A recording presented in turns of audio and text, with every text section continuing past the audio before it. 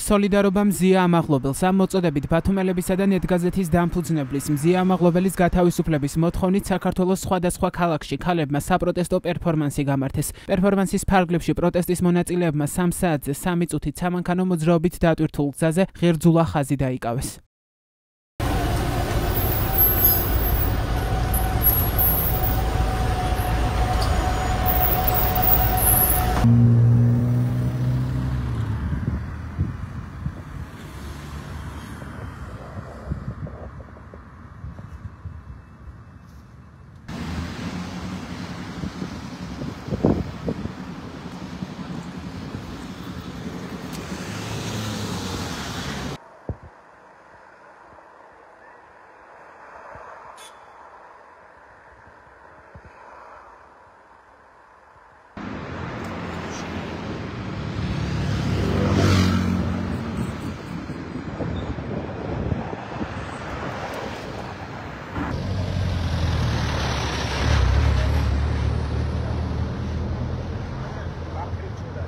აქციის მონაწილეებს ხელში ეჭირათ პლაკატები წარწერით თავისუფლება მზია ამაღლობელს.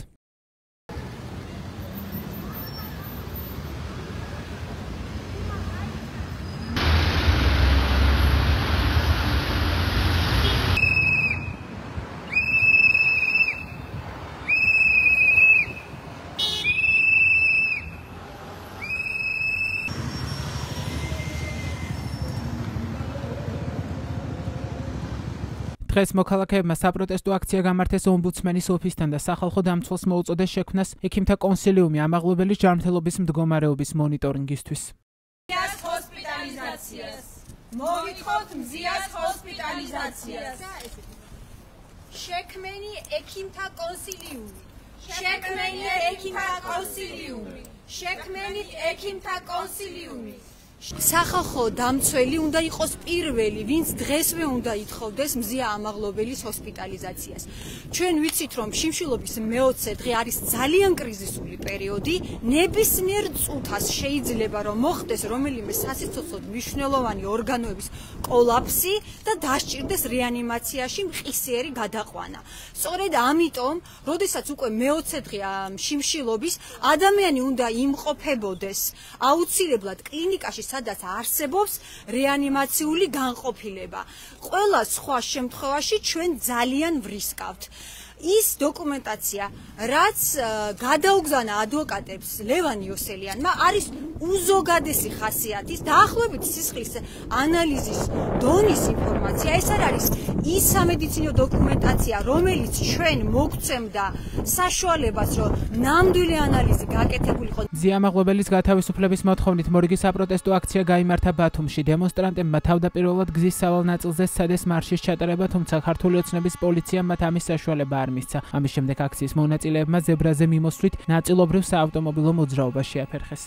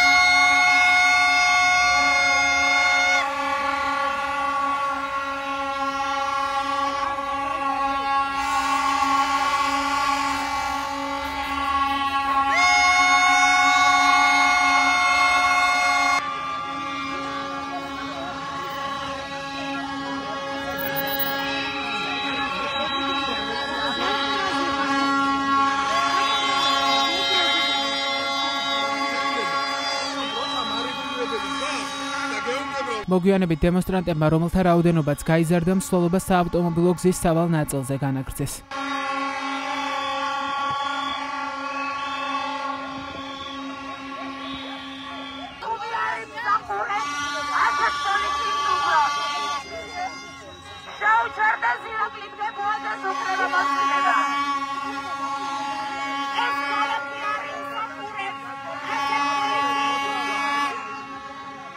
ჟურნალისტი მზია ამაღლობელი მე-20 დღეა შიმშილობს. ჰუმანიტარულ მეცნიერებათა აკადემიის წევრი ექიმები კი ქართულ ოცნებას აფრთხილებენ, რომ შესაძლოა ამაღლობელის ჯანმრთელობის მდგომარეობა დაამძიმდეს. როგორც მათ დღევანდელ ბრიფინგზე თქვეს, მზია ამაღლობელს თან აქვს რამდენიმე ქრონიკული დაავადება, რაც შიმშილობასთან შეუსაბამოა. ამასთან კლინიკების ასოციაციის დამფუძნებლის ვილი პაჭკორიას თქმით, შიმშილობასთან ერთვის მრავალი ორგანოს ფუნქციის მოშლა.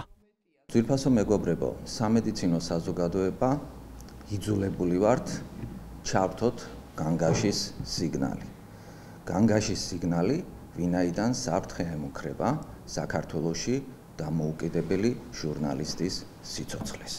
აქედან გამომდინარე, იძულებული ვართ მივმართოთ საერთაშორისო ორგანიზაციებს ადამიანთა უფლებათა დაცვის თვალსაზრისით და მოვითხოვოთ მათგან თანადგომა და ეფექტური რეაგირება.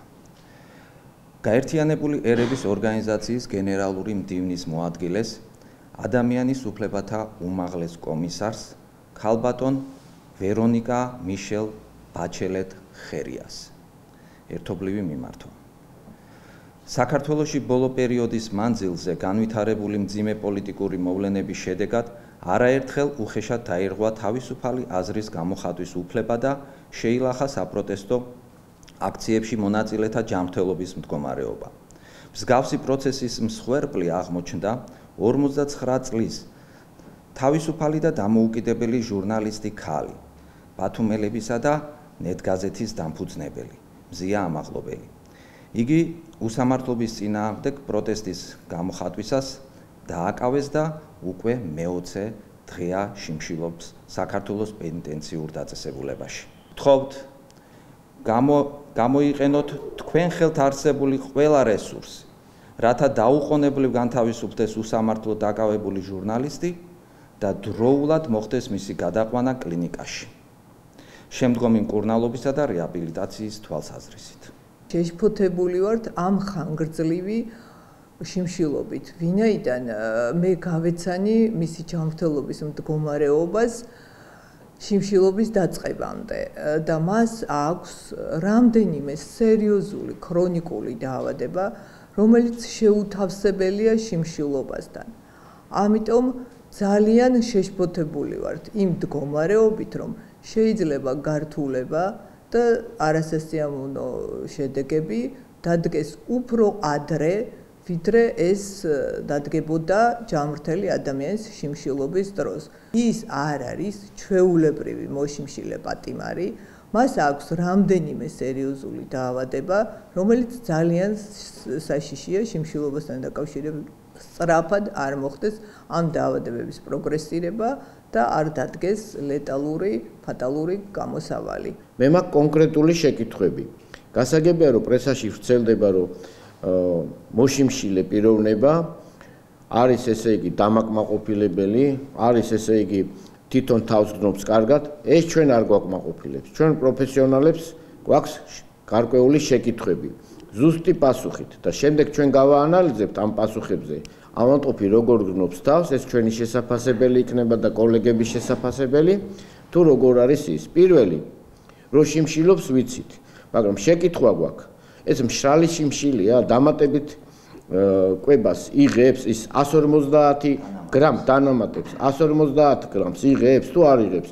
შიმშილობა არ ნიშნავს გამოტანილ დიაგნოზს და გამოტანილ გადაწყვეტილებას, რომ ადამიანმა თავი მოიკლა. შიმშილობას თავის პროცესუალური სვლები აქვს. კი ბატონო, მეორე საკითხი.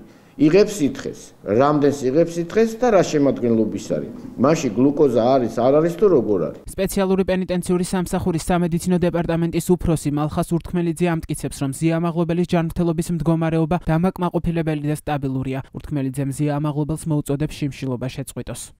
სახალხო დამცველის აპარატის ინფორმაციით დღეს მე-5 პენიტენციურ დაწესებულებაში მოშიმშილე ჟურნალისტი სახალხო დამცველის წარმომადგენლებმა და ექიმმა მოინახულეს. როგორც გავრცელებული ინფორმაციაშია ნათქვამი, მზია ამაღლობელს სამედიცინო კვლევები უტარდება და ინტენსიური სამედიცინო მეთვალყურეობის ქვეშ იმყოფება. ამასთან ომბუდსმენის აპარატი კონსილიუმის შექმნასთან დაკავშირებულ კითხვებსაც ეხმაურება და წერს, რომ დამატებითი სპეციალისტების მოწვევის საკითხს ასეთის აუცილებლობის გამოვლენის შემთხვევაში განიხილავს.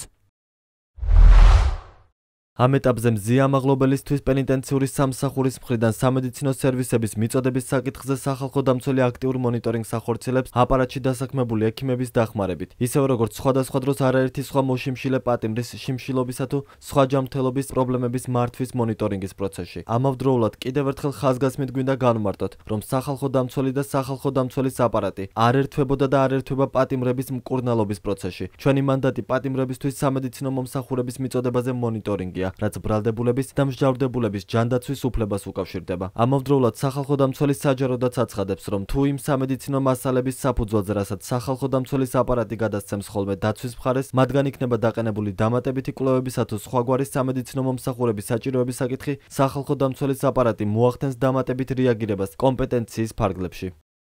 საქართველოს მეხუთე პრეზიდენტი სალომე ზურაბიშვილი საერთაშორისო პარტნიორებს მოუწოდებს ქართველ ხალხს მზიამაღლობელის ქართული ოცნების ციხისგან დახსნაში დაეხმაროთ. ასევე ზურაბიშვილი სოციალურ ქსელში საქართველოს მეგობრებს საქართველოს რუსული ერთპარტიული რეჟიმისგან გათავისუფლებაში ერთობლივ ბრძოლას თხოვს. ევროპის საბჭოს ადამიანის უფლებათა კომისარი მაიკლ ოფლაჰერტი ამბობს, რომ მზიამაღლობელის საკითხზე მოქმედება სასწრაფოდაა საჭირო, რადგან საქმე სიკვდილ სიცოცხლის ზღვარზეა. ამის შესახებ მან რადიო თავისუფლებასთან ინტერვიუში თქვა. ევროპის საბჭოს ადამიანის უფლებათა კომისარი 2025 წლის 21-23 იანვარს საქართველოში იმყოფებოდა. ვიზიტის დროს მან ციხეში დაკავებული ჟურნალისტი მზია ამაღლობელი მოინახულა. უკიდურესად შეშფოთებული დაუბრუნდი. ძალიან მადარდებს ის ჟურნალისტი, რომელიც საპატიმროში შიმშილობს. ამ საკითხზე მოქმედება სასწრაფოდაა საჭირო, რადგან საქმე სიკვდილ სიცოცხლის ზღვარზეა. ეს მხოლოდ თავისუფლების და პატიმრობის საკითხი არ არის. ეს სიცოცხლისა და სიკვდილის საკითხია და ძალიან ვიმედოვნებ, რომ ხელისუფლება ამ უმძიმეს ვითარებაში საჭირო სისწრაფით იმოქმედებს.